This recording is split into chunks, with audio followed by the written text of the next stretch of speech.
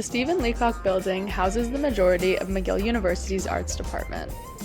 Completed in 1965, this concrete brutalist tower is one of the most maligned structures on campus. Notorious for its heavy exterior and gloomy interior, the Leacock building confounds students and staff alike. In the 21st century, its shortcomings may appear inexplicable. However, by placing Leacock within the sociocultural context of the 1960s, we can begin to unpack the factors that influence its design. The structure embodies the educational and architectural developments of the post-war era, representing a spirit of optimism and globalization. However, these lofty ideals seem to have superseded several practical design concerns, negatively impacting the student experience of Leacock.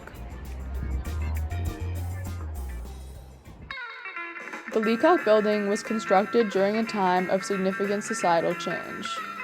In the 1960s, Montreal was the site of massive cultural transformations. The Quiet Revolution led to rapid secularization within the Quebecois government, representing a dramatic departure from the province's Catholic tradition. During this time, the provincial government assumed greater control of healthcare and educational services, which had previously been the purview of the Roman Catholic Church.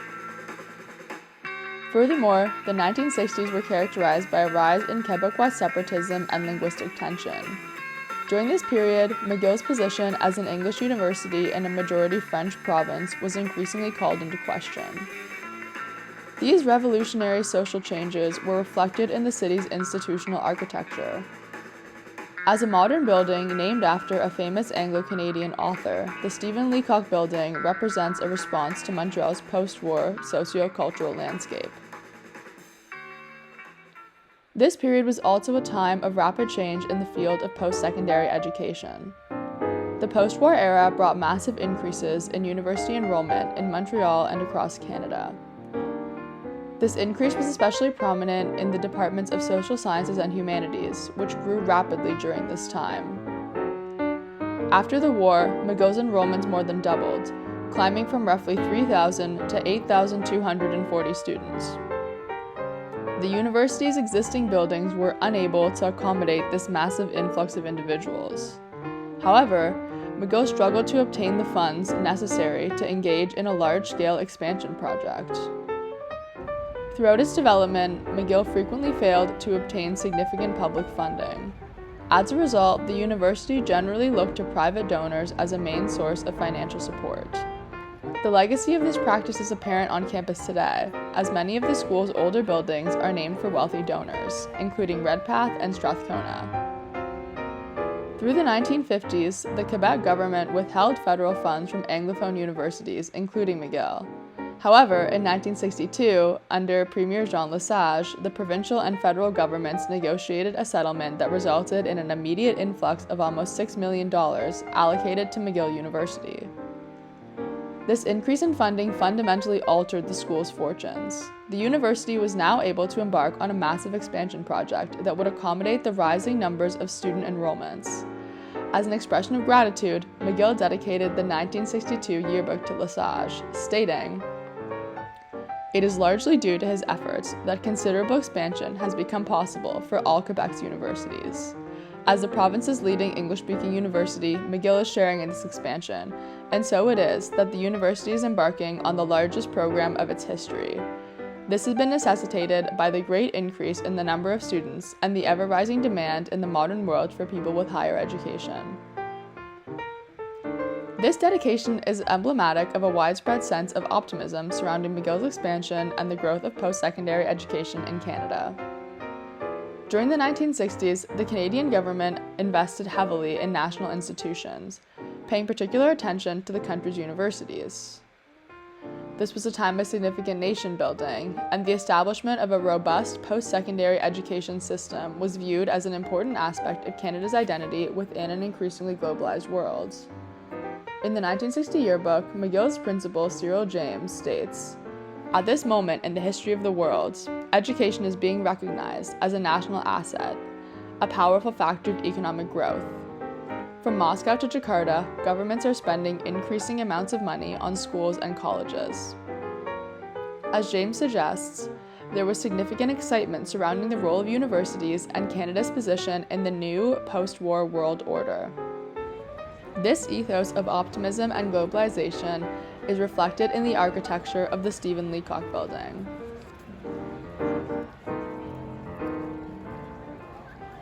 Aided by increased government funding, McGill began the largest expansion program of its history in 1962. The project was planned in 2 stages and had a budget of more than $56 million. The expansion involved the construction of numerous buildings, including Automass Chemistry, Stewart Biology, McIntyre Medical, the SSMU building, and Leacock.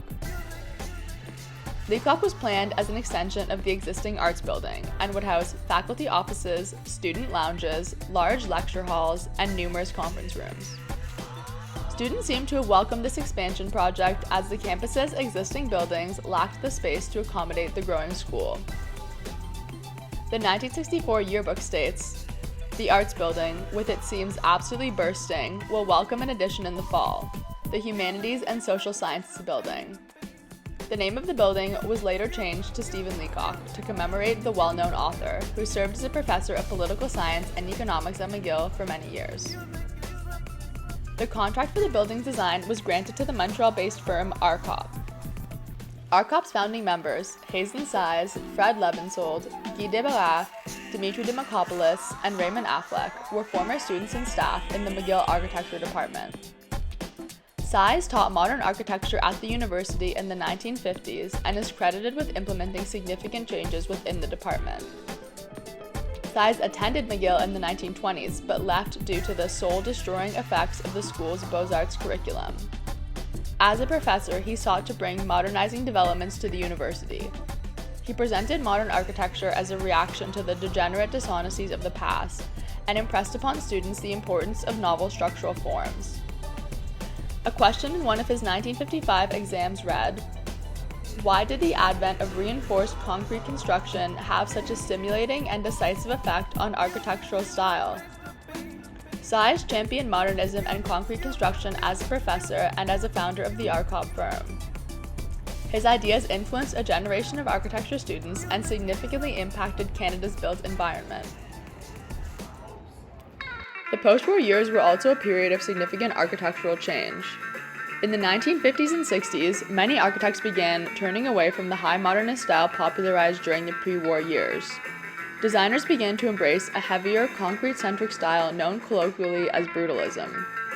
This style of architecture was deliberately divorced from any specific place and time and was intended to represent a radical departure from the past. Planned in 1962, Leacock aligns with these architectural ideals. While the old arts building's Beaux-Arts design references the university's colonial history, Leacock's modern concrete appearance represents a new form of globalized architecture. While brutalism represented a thoughtful and distinct design style, this form of concrete construction was also a practical response to the socio-cultural environment of the post-war era. This was a period of significant nation building, and the Canadian government invested heavily in institutional construction projects. Canada built huge numbers of hospitals, libraries, government buildings, infrastructural projects, and educational institutions during this time. This massive wave of construction was made possible by new concrete technologies. Unlike brick and stone structures, concrete buildings do not necessitate the employment of skilled masons to lay the materials individually. Concrete can be poured and shaped into large slabs with limited human labor.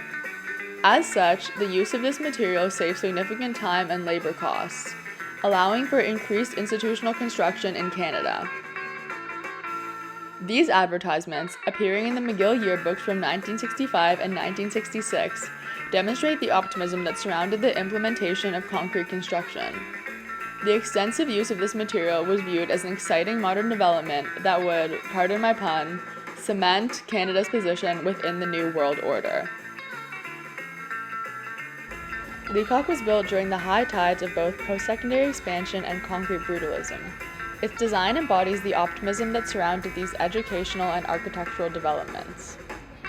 The socio-cultural forces that shaped Leacock influenced construction on university campuses across Canada. Some notable examples of concrete expansion projects include Robarts Library at the University of Toronto, Simon Fraser University, Trent University, and Scarborough College.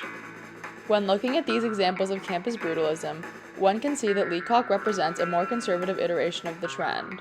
While this is partially due to the limitations of physical space, the architects at RCOP evidently chose to utilize relatively conventional forms. This refusal to engage with the more experimental aspects of brutalist design appears to have negatively impacted the student experience of Leacock, producing an arguably sterile and uninteresting design. While there was huge amounts of excitement surrounding brutalism on college campuses, the use of modern concrete construction cannot produce an exceptional or thoughtful building on its own. Without good design, structures like Leacock become displeasing and bleak. While many praise the building from an architectural perspective, it seems that the student reception of Leacock has always been relatively negative. After the building was opened, students complained about several practical concerns. Many disliked Leacock's insufficient lighting and dim corridors. Other concerns range from impractical carpeting, unlabeled lecture halls and bathrooms, poor fire safety, and distressing elevator placement. Many of these issues continue to affect students in the present day. Furthermore, many took issue with the building's aesthetics. In a 1964 McGill Daily article entitled "The Winter of Our Discontent," the author states, "It was in a tribute to a vanished era that the recently opened structure beside the Arts Building was named after Stephen Leacock. Can anyone seriously imagine him giving a lecture there? The carpeted, antiseptic, and windowless cubicles, with their air conditioners thundering monotonously from lightless dawn to dusk, recall an insurance company's offices or the waiting room of a fashionable dentist more readily than they suggest an auditorium worthy of a Leacock, a John Cullen, or a Cyril James. A professor delivering his lecture there in the traditional gown would seem as incongruous as Ulysses S. Grant attending a seminar at the Hudson Institute." This article speaks to the non-traditional nature of this building and RCOP's problematic design decisions. While the firm engaged with new concrete construction technology, they failed to create an environment that was inviting to students. A similar criticism appears in a 1970 issue of The Daily. The author states, "Personally, I find the Leacock building much more pleasing than the McLennan Library and its knock-'em-dead Baroque brutalism. Yet, at the same time, the library has an essential quality which the Leacock building lacks. The exterior of the McLennan Library exudes a very personal spirit, in contrast to the comparatively slick and uninteresting treatment of Leacock's exterior." This article speaks to the conservative, dull nature of the building's design. When done poorly, brutalism appears severe and unwelcoming. This seems to have been the case with Leacock, which has been despised by generations of McGill students. Interestingly, the reception of Leacock within the school's architectural department was far more positive. In a 1965 paper, architecture student D.J. Bryden states that the Leacock building is an architectural asset, setting a standard that it is hoped all McGill's new buildings will either meet or surpass. He celebrates Leacock as a symbol of modern architectural movements and their potential role on McGill campus. In a 1975 paper, architecture student Jonathan Ryder writes that this building will stand the test of time because of the richness of experience traveling through it and around it. While Ryder enjoyed observing the building from an architectural perspective, art students who must study and work within the building appear to have had a much more negative experience. The optimism about new concrete technologies excited architects but failed to please the students who interacted with the building on a daily basis. The Stephen Leacock building is a flawed example of campus brutalism. While the building is problematic, it embodies an ethos of optimism and globalization that characterize post-war architecture and education. This ambitious spirit ultimately failed to generate the affection of art students, who generally dislike the building's aesthetics and design. Whatever you believe about Leacock, it has become an essential part of the campus's infrastructure and will likely continue to perplex art students for years to come.